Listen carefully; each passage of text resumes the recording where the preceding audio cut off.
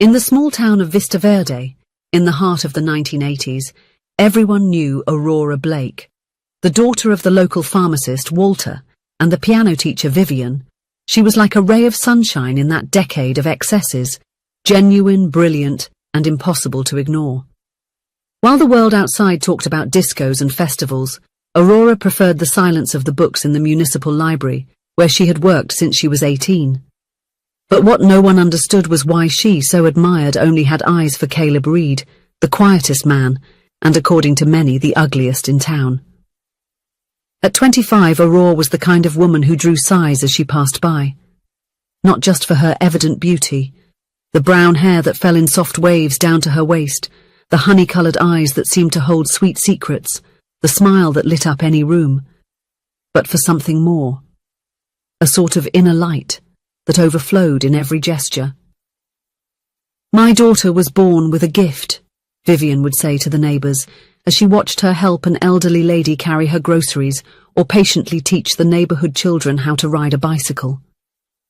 "She sees what others don't." Aurora had two sisters, Elise, the eldest, serious and practical, who managed the fabric store in the city centre, and Tessa, the youngest, spirited and restless, who was still studying to become a veterinarian. The three were as different as the seasons of the year, but shared the same determined look as their mother.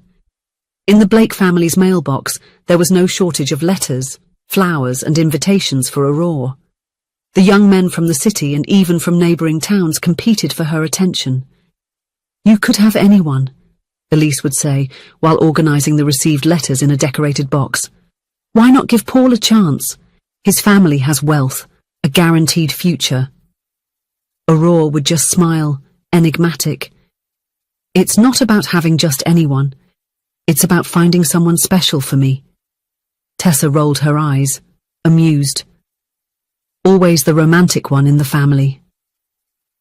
What the sisters didn't know was that every morning, when Aurora walked to the municipal library, where she worked, her eyes always drifted to the same window, the moss-green corner house where the Reed family lived. It was a modest, well-maintained house with a small garden lovingly tended by Rosemary Reed, a widow for 5 years. And there, usually engrossed in a book or helping his mother with the garden, was Caleb. Caleb Reed was not the kind of young man who drew attention on the streets of Vista Verde. At 28 years old, he worked as an accountant at the town's only bank. He always arrived at the same time, carrying a worn leather briefcase, dressed in discreet shirts, usually in shades of blue or grey. He spoke little, smiled even less, and when he did, it was a reserved smile. What stood out most about his appearance, however, was the scar that ran from his left temple nearly to the base of his neck, a jagged reddish line that gave the impression his face had been broken and then precariously stitched back together. Younger children were sometimes frightened, while adults politely tried not to look directly. Caleb had 2 younger brothers, Leo and Max, still children, whom he helped raise since their father's death. On Sundays it was possible to see him in the square, reading stories to his brothers, or patiently teaching them the lessons they found most difficult in school. It was on one of these Sunday mornings that Aurora, passing through the square, dropped a few books she was carrying. In seconds, Caleb was there, quietly picking them up. "Thank you," she said, receiving the books from his hands. "Caleb, right? We're neighbours." He nodded, slightly surprised that she knew his name. "Yes, it's a pleasure, Aurora." His brothers watched the scene with curiosity. It wasn't common to see people, especially someone like Aurora, talking to Caleb of their own free will. "Are they your brothers?" Aurora asked, smiling at the boys. "Leo and Max, right? You attend my reading workshops at the library." The boys confirmed, both embarrassed and proud to be recognised. "Does Caleb read to you?" Aurora continued, her eyes shining with genuine interest. "He reads better than anyone," exclaimed Max, the youngest. "He uses different voices for each character." Caleb blushed, uncomfortable with the praise. "Maybe one day you could read to the children at the library," Aurora suggested, with a naturalness that made Caleb's heart race. "We are always in need of volunteers." He hesitated, instinctively running his fingers over the scar. "I'm not sure if... the children might get scared." Aurora tilted her head slightly, observing him with those eyes that seemed to see beyond. "I think you might be surprised by what children really see," she said softly. A week later, Caleb showed up at the library. He stood at the door for a few minutes, hesitant, the worn leather folder clutched in his arms like a shield. Aurora saw him and walked over, as if she had been waiting for his arrival her entire life. "You came," she said, and her smile did not hide how happy she was about it. So it began. An invitation for coffee after the children's reading, a walk through the square, a conversation about books that extended until dusk, a visit to the small-town cinema to watch an old black-and-white movie. The news spread like wildfire. The beautiful Aurora Blake, courted by so many, having dates with Caleb Reed, the reserved accountant with the frightening scar. Speculations did not take long to arise. Some said she was just being kind, fulfilling some kind of Christian charity. Others suspected it was a strategy to make one of her admirers jealous.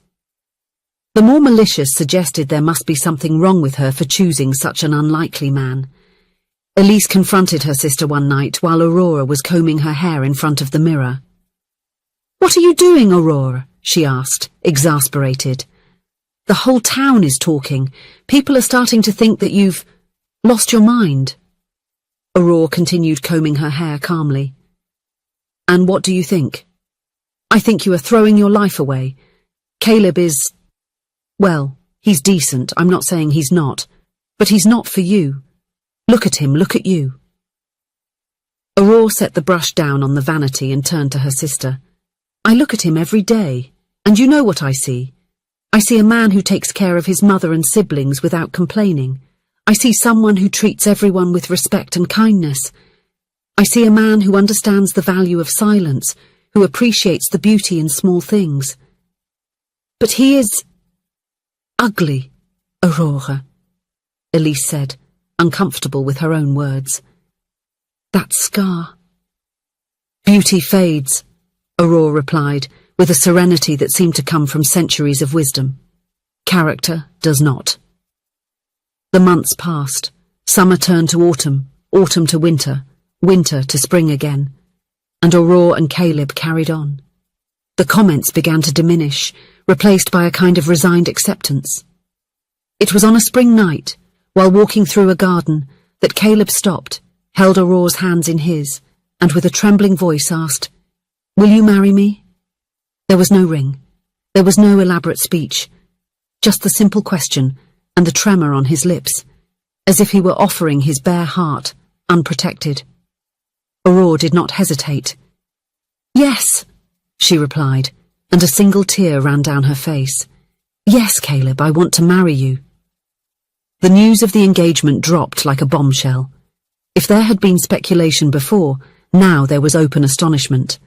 Aurora's childhood friends called her for a chat, worried she was making the biggest mistake of her life. Her father, Walter, asked several times if she was sure, while Vivian watched everything with attentive but silent eyes. "You are young, beautiful, you have so many possibilities," one of the aunts argued during a family gathering where the tension was palpable. "And I chose the best of them," Aurora replied firmly as she intertwined her fingers with Caleb's, who remained silent but with his chin held high. The wedding was scheduled for June, when the flowers would be at their peak in the Blakes' garden. It would be a simple outdoor ceremony among the flowers that Aurora loved so much. The wedding day dawned perfectly. The sky was an impossible blue, with not a single cloud to mar its purity. The hydrangeas, as promised, displayed their clusters of flowers in shades of blue and lilac, perfuming the air with their gentle fragrance. The guests arrived gradually. Rosemary, Caleb's mother, sat in the front row, her eyes filled with tears, with her younger children beside her, dressed in their finest attire. When the music began, all heads turned. Aurora appeared arm in arm with her father in a simple white silk dress, without extravagant embroidery or an exuberant veil. Her beauty lay in her simplicity, in the light that seemed to emanate from her. Caleb awaited her at the small makeshift altar, dressed in a navy blue suit that Aurora had chosen to match his eyes.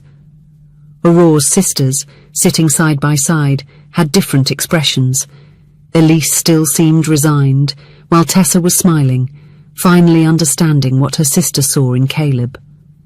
The ceremony was brief and emotional. Aurora and Caleb exchanged vows they had written themselves, simple words about love, respect, and the commitment to see beyond appearances. When the officiant declared them husband and wife, the kiss they shared was chaste, but deeply intimate. It was after the polite applause, as the guests were already getting up for the reception, that Walter, Aurora's father, asked to speak. His deep voice, accustomed to advising customers at the pharmacy, echoed through the garden. "Before we begin the celebration, I would like to say a few words," he announced, holding a glass. "I know many here have questioned my daughter's choice. They seem like opposites, but there is something much greater that binds them." Caleb lowered his head, while Aurora squeezed his hand more tightly. "But today," Walter continued, "I feel it's time to break a silence that has lasted far too many years." The entire garden fell into absolute silence, and he made a revelation that no one expected. When Aurora was 9 years old, she fell into an abandoned well at the back of my parents' property, which was close to home.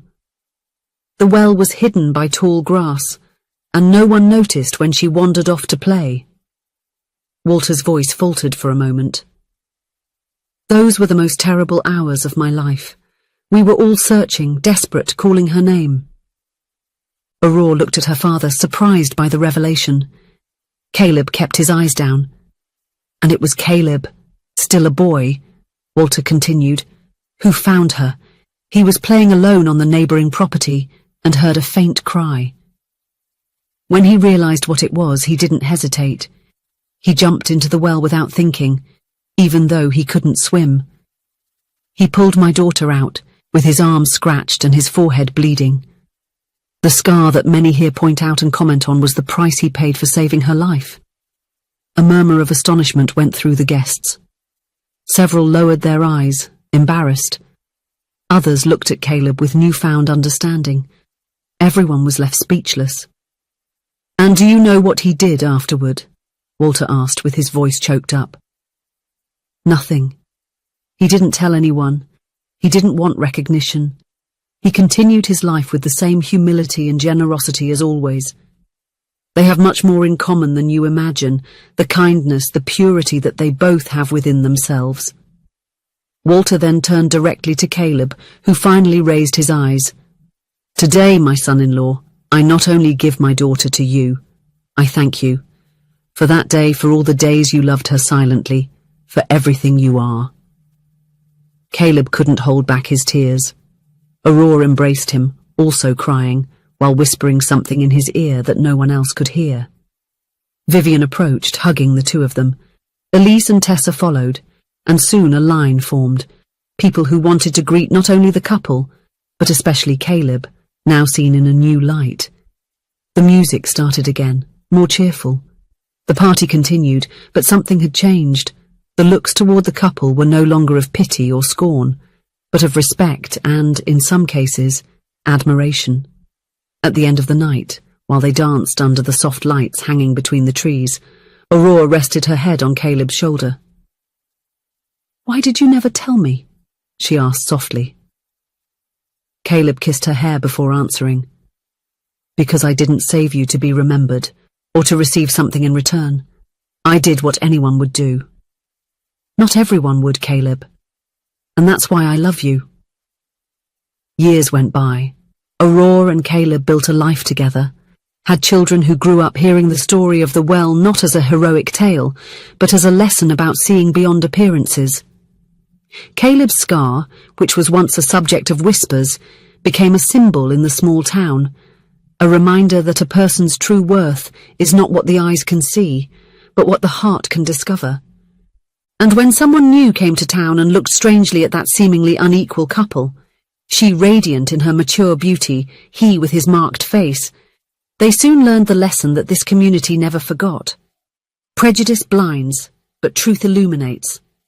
And true love sees far beyond the surface.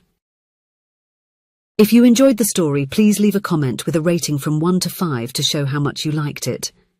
Also, watch the video that is now appearing on your screen. See you soon.